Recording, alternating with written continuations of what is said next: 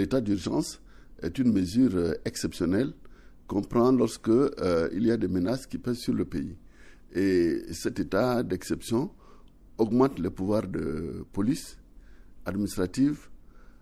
Ça veut dire, si je peux résumer très rapidement, c'est que en temps normal, il y a des mesures qu'on ne doit faire qu'en respectant les droits des personnes.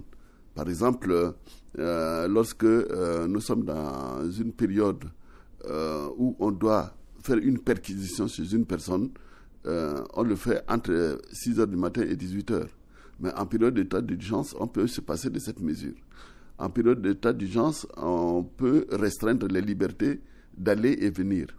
En période d'état d'urgence, on peut surveiller la circulation de personnes considérées comme dangereuses. En période d'état d'urgence, c'est là que je viens vers vous, on peut aussi restreindre la liberté d'informer.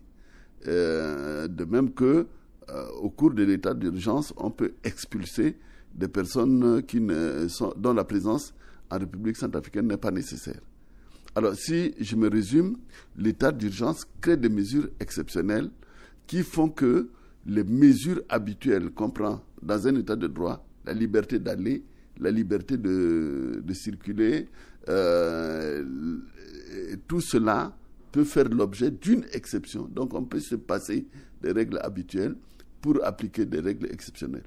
Les conséquences sont de telle sorte que ce que l'homme avait l'habitude de faire en dehors de l'état d'urgence, cette personne n'est plus libre de le faire complètement. C'est-à-dire que si on sent qu'il y a des menaces qui permettent que des gens ne circulent pas à telle heure ou ne se mettent pas à tel groupe, que telle personne peut être visitée à son domicile ou en dehors de son domicile, que après la surveillance d'un certain nombre de comportements, on pense que telle personne ne peut plus continuer de rester là, ou bien que certaines choses qui sont données par la presse sont de nature à gêner l'état d'insécurité. Effectivement, ces mesures-là peuvent être restreintes, mais l'état d'urgence ne supprime pas le fonctionnement des établissements scolaires, l'état d'urgence ne ferme pas les hôpitaux, mais il s'agit simplement d'augmenter les pouvoirs que la police administrative peut avoir à un moment donné.